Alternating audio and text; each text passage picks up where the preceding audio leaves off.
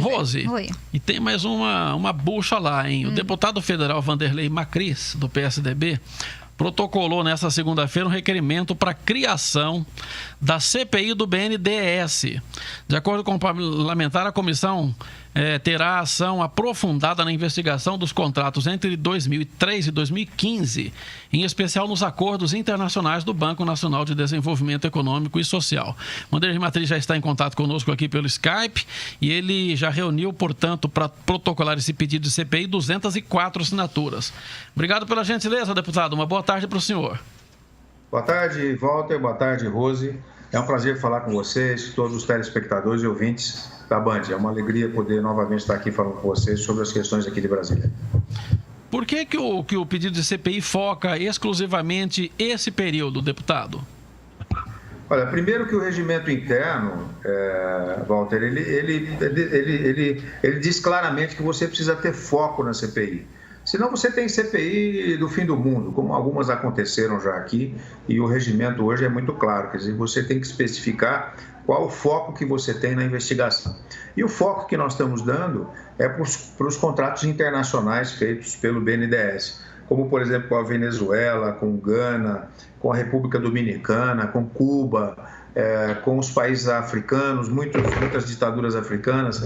Então, esses contratos internacionais que foram feitos pelo BNDES foi no período em que o presidente Lula era presidente e ele fez um decreto, se eu não me engano, em 2003, criando condições para que o BNDES pudesse fazer empréstimos internacionais. Então, exatamente nesse foco que nós estamos, nos contratos internacionais do BNDES. Essa é a lógica e por isso que nós estamos apresentando, dentro dessa perspectiva, a investigação que queremos fazer. Até porque o Brasil carece de informações sobre isso. E ainda tem mais, Marcos. O governo, na época, o governo do PT, considerou sigilosos esses contratos, não é? Ora, por que sigilosos? Porque os contratos do país feitos aqui no Brasil não são sigilosos, podem ter... a gente pode ter acesso.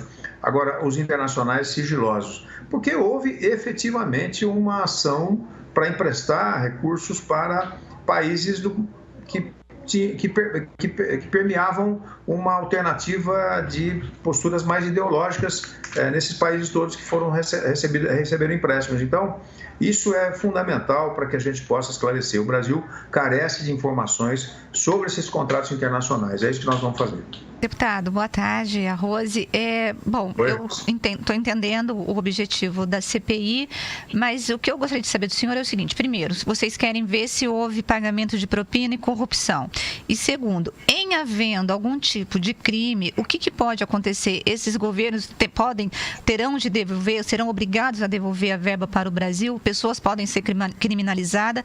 Qual é o resultado efetivo da CPI?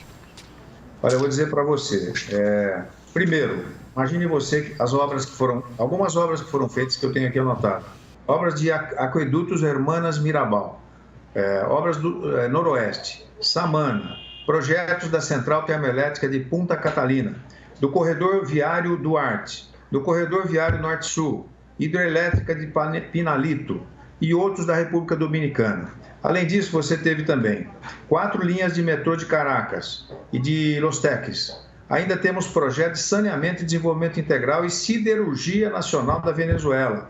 Eu estou dando assim alguns exemplos para você, para dizer o seguinte: que benefícios o Brasil teve com esses empréstimos internacionais, que foram recursos da ordem de perto de 18 bilhões de reais. É muito dinheiro, num momento em que o Brasil passava por crises, passa ainda por crises, e que precisava de recursos até para fomentar a indústria nacional, criando empregos aqui dentro do Brasil.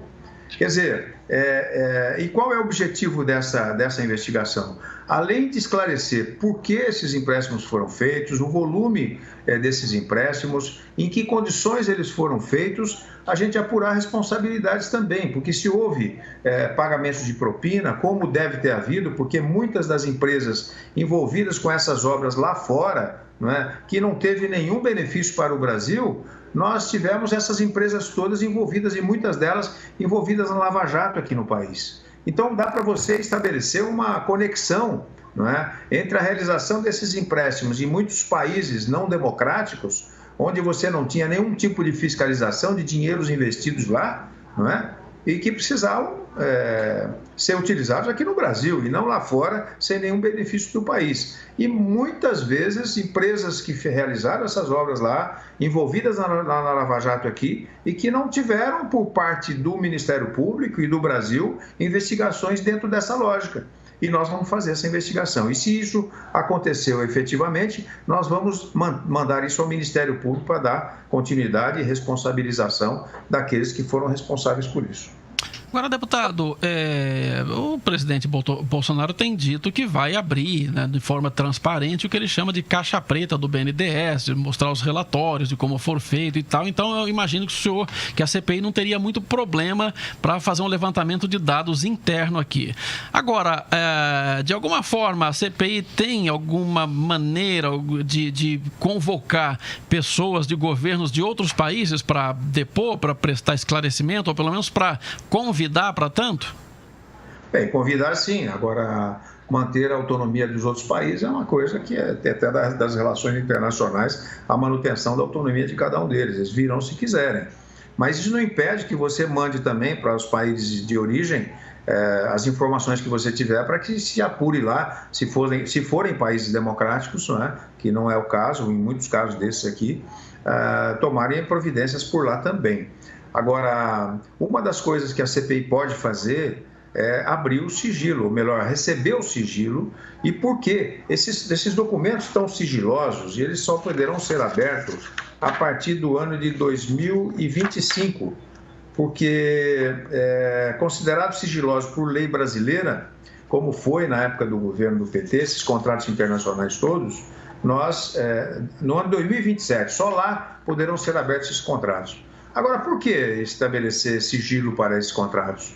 Por que não contratos como o Brasil, que se submetam à legislação normal aqui? Mas a única possibilidade de a gente conhecer o que aconteceu nesses contratos antes da abertura do sigilo é com a CPI. Não tem outra alternativa, senão só em 2027 é que nós vamos conhecer lá na frente, por que esses contratos foram feitos, como foram feitos, em que condições esses contratos foram estabelecidos, como foram os pagamentos disso, se é que foram feitos, se não há calote desses países todos para com o Brasil, para com o BNDES. Isso é dinheiro público, é dinheiro brasileiro, é dinheiro nosso. Então, tudo isso tem que ser esclarecido. Não dá para você deixar essa questão passar em branco, e por isso que nós vamos estar apresentando essa proposta de investigação. Deputado, uma coisa que a gente percebe em relação ao BNDES, principalmente nos últimos governos, é que o uso do dinheiro desse banco fomentou, na verdade, por exemplo, esses governos de esquerda, como o senhor colocou, mas também, principalmente, grandes empresários que depois acabaram envolvidos aí nas denúncias e processados pela Lava Jato. O que eu quero saber efetivamente é o seguinte: é possível mudar as leis ou a fiscalização para que o dinheiro público, de fato, ele seja utilizado, porque o BNDES deveria fomentar o empresário, mas todos os tipos de empresários, não só alguns empresários. E a impressão que nós tivemos, a constatação mesmo, foi que apenas os empresários mais ricos nadaram no dinheiro do BNDES em contratos depois que a gente viu que estavam tudo comprando políticos, inclusive nós tivemos envolvimento aí do cara da JBS com o Aécio Neves. O que fazer, deputado? Porque você pega o dinheiro público de um banco público para poder beneficiar políticos e empresários ricos. Como fiscalizar? Como mudar a lei? Olha, essa questão da Lava Jato é uma questão que está sendo investigada e acho que quem se envolveu com isso tem que pagar o preço que tem que pagar. Muitos já estão presos, outros irão ser presos, a investigação continua. O Brasil está fazendo o seu papel. E agora com o ministro Sérgio Moro no Ministério da Justiça e garantindo e dando suporte para que a Lava Jato continue investigando, o judiciário possa cumprir o seu papel. Isso está sendo feito aqui no Brasil. Agora, você não tenha dúvidas, quer dizer, o BNDES foi usado mesmo, como os demais atores, principalmente Banco do Brasil, Caixa Econômica, fundos de pensão, BNDES, todos eles foram usados politicamente, não é? Isso está mais do que evidenciado na Lava Jato. Só que, além disso, além do privilégio dos amigos do rei, né, de bater na porta do BNDES e receber esse recurso, nós tivemos esse grave problema de carregar perto de 18 bilhões de reais para fora do país, sem nenhum benefício, sem nenhum interesse nacional, né? Privilegiando amigos do rei aqui e privilegiando amigos do rei lá fora também, inclusive empresas locais. Deputado Vanderlei Macris, o nosso tempo se esgotou, infelizmente. Muito obrigado pela gentileza, pela entrevista. Boa sorte aí na CPI. Uma boa tarde para o senhor. Muito obrigado, Walter, a você, a Rose, a todos os telespectadores, aos ouvintes. Nós vamos estar aí a partir de agora. Se eu tiver a semana que vem já a autorização do presidente para a instalação dessa CPI, nós vamos estar dando informações a vocês, a toda a sociedade brasileira, de cada passo que nós vamos desenvolver. Eu espero poder estar presente nessa CPI para dar continuidade a esse trabalho e, mais do que isso, a transparência. O Brasil precisa mudar a sua conduta em relação à transparência do dinheiro público. É isso que nós vamos fazer aqui na CPI. Muito obrigado a vocês. Ok.